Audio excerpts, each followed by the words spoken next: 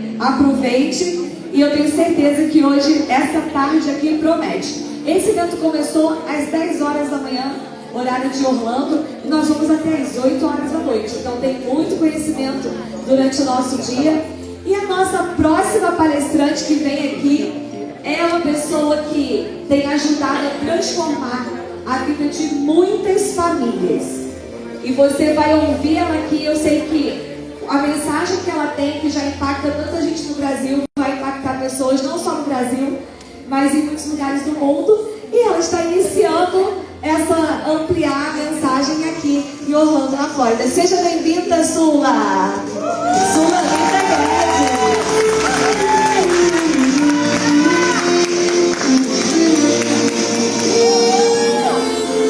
Boa tarde, povo rico! Quem manda no seu dinheiro? Quem manda no seu casamento?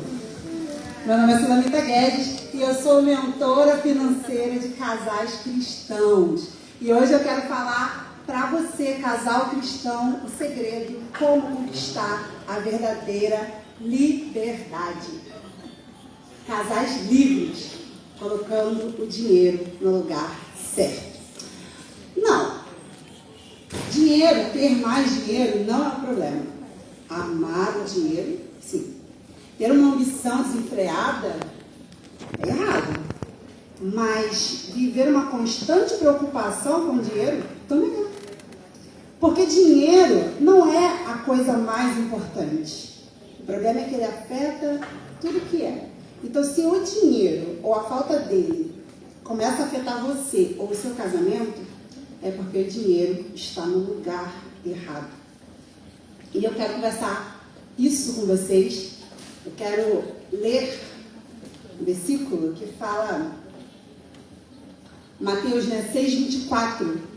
Ninguém pode servir a dois senhores, pois odiará um e amará outro, ou se dedicará a um e desprezará outro. Vocês não podem servir a Deus e ao dinheiro. Em outras versões fala Mamon, que é o Deus do dinheiro. Quando a gente é cristão, gente, a prosperidade ela vem com uma régua mais alta.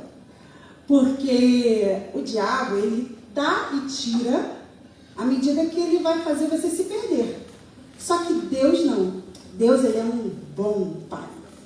Ele não vai te dar algo, ele não vai te dar um carro, por exemplo, se você não tiver a habilidade de dirigir, ou se aquele carro for te afastar dele. Então, a gente precisa entender que o dinheiro precisa estar no lugar certo para a gente. Opa, é para cá. E quando é que o dinheiro está sendo o nosso Senhor? E eu quero que você entenda, ó, não é que só quem tem muito dinheiro que tem esse problema, que o dinheiro vai estar sendo o seu Senhor. Não, tá? Você pode ter muito dinheiro, pouco dinheiro, ou nenhum dinheiro, e ainda assim o dinheiro está sentado no trono do seu coração. Então, eu vou falar com vocês aqui 5 situações onde o dinheiro acaba sentando no trono do nosso coração. Primeiro, é quando a sua provisão não vem mais de Deus. Isso me lembra de um casal que fez a mentoria Organize e Prospere, e eu lembro que ela teve até um depoimento, eles deram, e ela falava assim, quando começou, né? Não, o dinheiro não tem como ser meu Senhor, eu nem tenho tanto dinheiro assim. E depois do processo, né, ela falou assim, eu concluí que eu servia o dinheiro com meu cartão de crédito. Como assim, Sula? Vou explicar. Se as gerações para trás eram cristãs, né, seus pais, avós, como que eles faziam? Né? Quando os recursos acabavam, quando você tinha uma necessidade que você não conseguia suprir, o povo fazia um negócio incrível. Vocês não fazem ideia do que eles faziam. Eles oravam.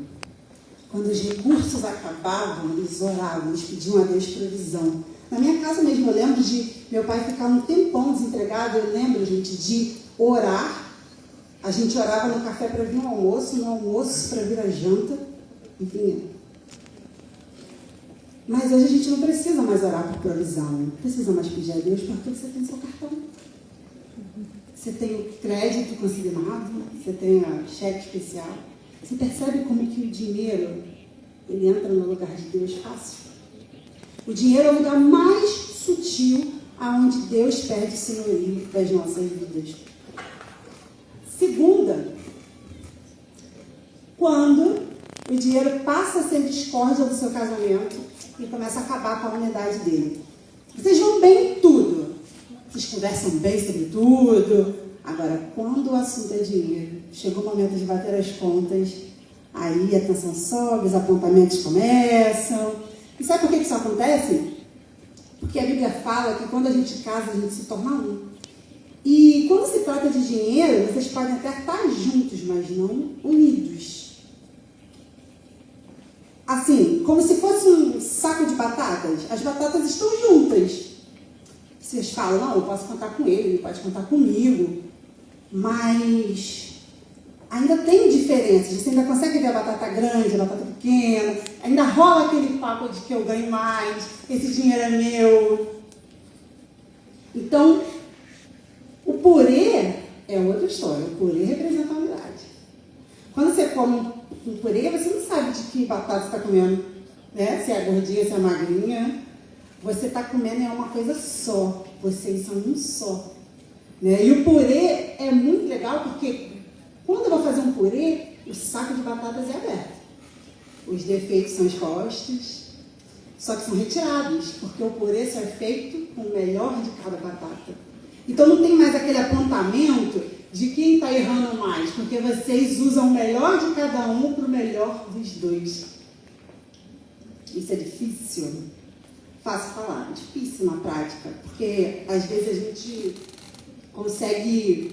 gente compartilha sonhos, desejos, desafios, medos, a gente compartilha a cama, a gente entrega o corpo, mas a conta bancária não. Percebe como que parece que o dinheiro é mais importante até do que a sua intimidade, que dirá Deus. Quando o dinheiro dita a sua felicidade. Já viu? Quando você está com muito dinheiro, você está feliz. Vocês estão felizes. Olhou quando a corrente está ruim, vocês começam a ficar abatidos. Porque a felicidade, você não consegue ter a satisfação com aquilo que você tem. E essa, muitas das vezes, é a causa de endividamento. Porque se você tem dinheiro para ir em um bom restaurante, vocês vão, felizes da vida. Mas e se você olhar para a conta corrente não der? E você tiver que ficar em casa fazendo Netflix, vocês vão estar tão felizes quanto? Ou vai ligar aquele modo, não, a gente passa um cartão, depois a gente vê. O apóstolo Paulo fala em Filipenses 4:12 que ele aprendeu o segredo de viver feliz e satisfeito em todo lugar, em qualquer situação.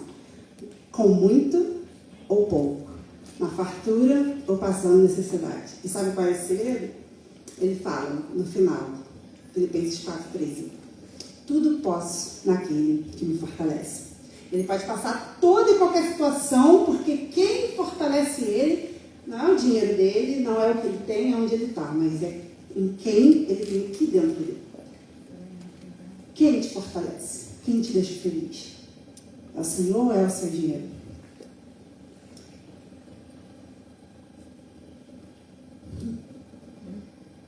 E quarta situação onde o dinheiro senta no trono do nosso coração é quando você não consegue controlar o seu dinheiro. Porque, gente, o ditado é famoso, né? O dinheiro é ótimo servo, péssimo senhor. E ele não pode ou uma coisa ou é outra. Ele não fica no meio termo. E a gente acabou de ler em Mateus 6:24 que você não pode servir a dois senhores. Ou você vai servir um, ou você vai servir outro. Então, quando você não controla o seu dinheiro, significa que você está em servidão a ele. E se você está em servidão a ele, os problemas começam a acontecer. Você precisa aprender a administrar o seu dinheiro, não porque você vai ser rico, eu profetizo isso na sua vida, mas porque o primeiro passo é você aprender a lidar bem com aquilo que você tem. E administrar, gente, aprender a administrar não é pagar conta. Administrar é você fazer de tal forma que você consiga viver bem hoje, guardar para uma reserva, guardar para um futuro, usufruir, sem se endividar. E tudo isso, e fazer o seu dinheiro multiplicar. Isso é administrar. Pagar a conta não é administrar. E a gente investe tempo, dinheiro em um monte de coisas, mas a gente não investe em aprender a administrar aquilo que já nos foi dado. E assim o dinheiro vai sentando no trono do nosso coração. E o quinto, que parece até contraditório, mas não é. Quando vocês controlam tanto que Deus não tem mais o controle. Parece contraditório, né? Mas preste atenção, porque você deve controlar o seu dinheiro, mas é Deus que deve controlar vocês. Né? Quando a organização financeira para nós cristãos não deve servir para nos limitar, não deve servir para dizer se você deve sonhar com isso ou aquilo, se você deve entrar num desafio ou não. A organização financeira serve para você entender aonde você acaba e aonde Deus começa. E tudo bem, Sula, você falou de tudo isso, mas como que eu faço então para poder não ter dinheiro, mas ele não sentar no trono do meu coração? A Bíblia vai dar a solução também.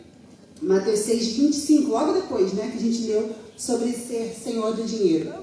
Portanto, eu digo, não se preocupe com a sua própria vida, quanto ao que comer ou beber, nem no seu próprio corpo, quanto ao que vestir. Não é a vida mais importante que a comida e o corpo mais importante que o alimento?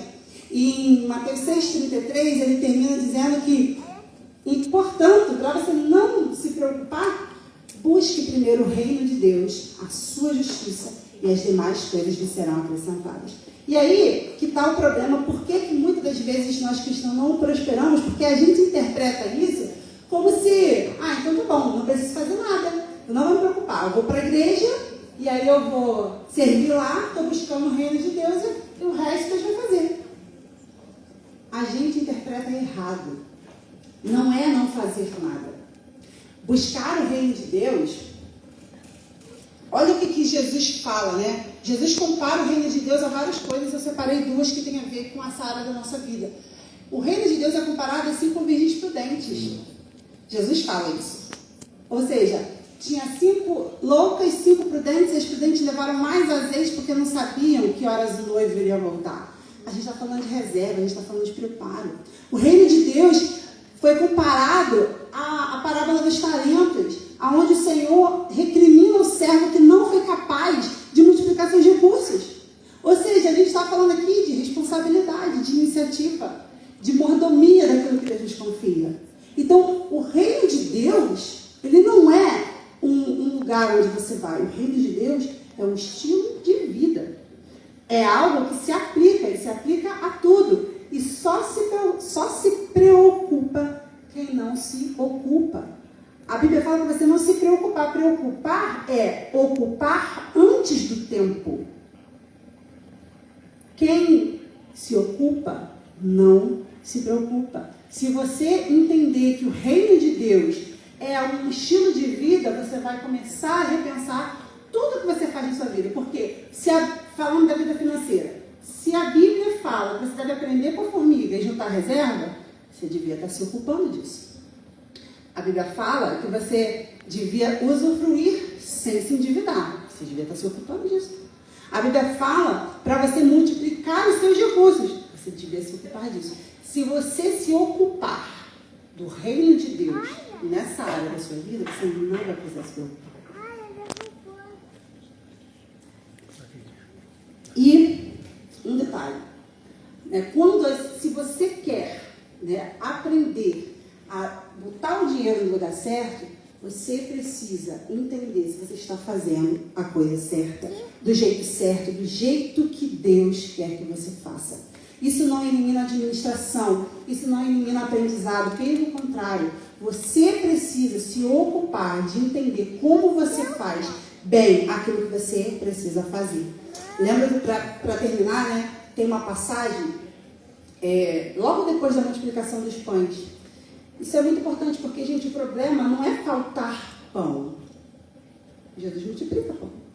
O problema é porque falta. Porque nessa passagem, quando Jesus sai com os discípulos, Jesus começa a falar com eles assim no barco, depois da multiplicação. cuidado com o fermento dos fariseus. E aí os discípulos começaram a se cutucar, achando assim, porque a gente esqueceu o pão, Pedro, a gente esqueceu o pão. Jesus tinha dado uma instrução para eles antes, guarda tudo para não se perder nada do que multiplicou. E eles não guardaram. Quando você não se ocupa de fazer aquilo que você precisa fazer, além de você não se preocupar, você não entende aquilo que Jesus está falando com você. Então você quer prosperar, você quer ter liberdade financeira? Não deixe o dinheiro no lugar errado. Para o dinheiro não estar no lugar errado, não se preocupe com ele. Quer não se preocupar com o dinheiro? Busque o reino de Deus. Como que busca o reino de Deus? Fazendo aquilo que a Bíblia fala para você se ocupar. Faça a sua parte. E você não vai precisar se preocupar com ele. O dinheiro é um ótimo servo, péssimo senhor. Para terminar, você quer ter mais liberdade financeira no seu casamento? Aprenda a ser senhor do seu dinheiro e que Deus seja senhor das suas vidas. Obrigada.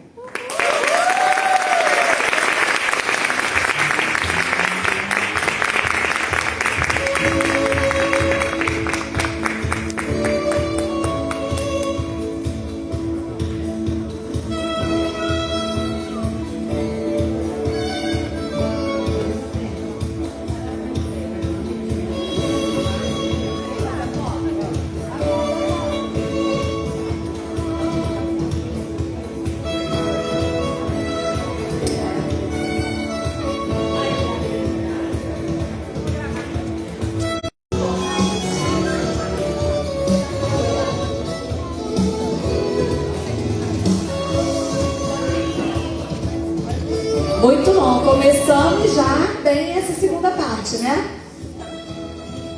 Estão preparados para a próxima?